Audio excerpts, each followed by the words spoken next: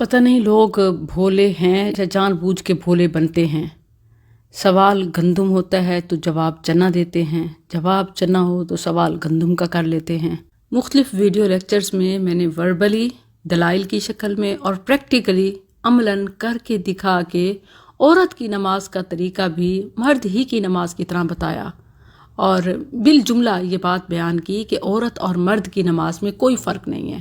مگر وہی ٹپیکل تقلید جس سے لوگ ہٹ کر احادیث کو قبول کرنا ہی نہیں چاہتے،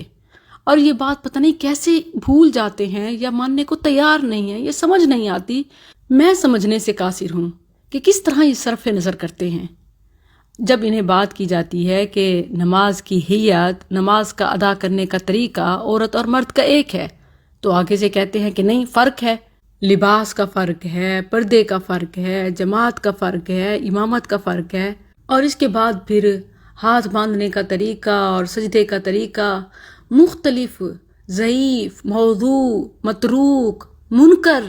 اور مرسل روایات کو بنیاد بنا کر اپنے لحاظ سے ایک پوری عمارت کھڑی کر دیتے ہیں، حالانکہ صحیحین کی احادیث اور سیاہ ستہ کی احادیث سے عورت اور مرد کی نماز کا ایک ہی طریقہ ثابت ہے، اور ازواج مطہرات، صحابیات، بنات رسول صلی اللہ علیہ وسلم کسی سے عورتوں کے لیے نماز کا کوئی الگ طریقہ منقول نہیں ہے۔ یاد رکھیں، جو فرق بتایا جاتا ہے، جو فروق آتے ہیں، وہ نماز کے طریقے کے نہیں بلکہ نماز سے متعلقہ چیزوں کے حوالے سے آتے ہیں،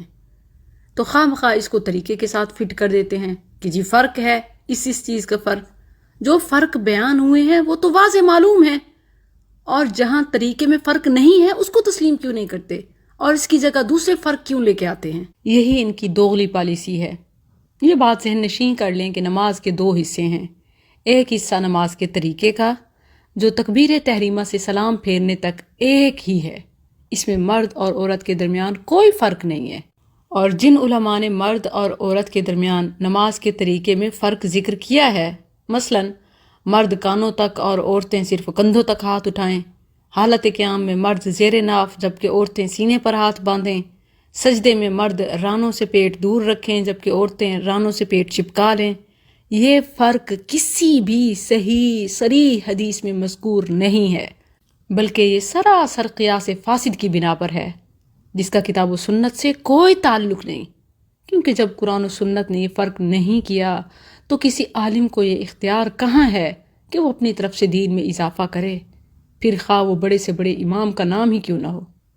اور جہاں فرق ہے وہ نماز سے متعلقہ چیزیں ہیں، جیسے لباس ہے، پردہ ہے، جماعت ہے، اور امامت کا طریقہ کار ہے، عورت اور مرد کا مختلف ہے، یہاں فرق ہیں۔ یہ تمام مسائل نماز سے متعلقہ تو ہیں لیکن نماز نہیں ہے، نماز میں فرق نہیں ہے، طریقے میں فرق نہیں ہے۔ البتہ متعلقہ چیزوں میں فرق ہے، جیسے عورتوں کے لیے سر سے پاؤں تک اور مردوں کے لیے کندھوں سے ٹخنوں تک اپنے آپ کو ڈھانپنا لازم ہے، مرد امام صف سے نکل کر آگے کھڑا ہوگا، عورت امام صف میں ہی کھڑی ہوگی، اور وہ صرف عورتوں کی ہی جماعت کرا سکتی ہے، امام کے بھولنے پر مرد سبحان اللہ کہہ کر جبکہ عورتیں تالی بجا کر مطلع کریں گی۔ اگین پھر اس تالی بجانے کو عورت کی آواز پردے کی طرف نہ لے جائیں، کیونکہ وہ شریعت میں کہیں نہیں ہے، یہ صرف نماز کے لیے ہے، تو جو حکم جس چیز کے لیے آیا ویسے من و ان قبول کریں، اپنی طرف سے تحریف و تعویل نہ کیا کریں۔ اور جہاں فرق کی بات ہے تو مرد کو کسی صورت میں نماز معاف نہیں ہے، جبکہ عورت کو ایام حیض و نفاس میں معاف ہے، تو جو فروق ہیں وہ نماز سے متعلقہ مسائل میں ہیں، نہ کہ طریقے میں۔ تو جو لوگ بھی خواہ کسی بھی فقہ فرقے سے ہوں، عورت اور مرد کی نماز کے طریقے میں فرق کرتے ہیں، یہ ان کا خود ساختہ ہے، فیبریکیٹڈ ہے، جس کا شریعت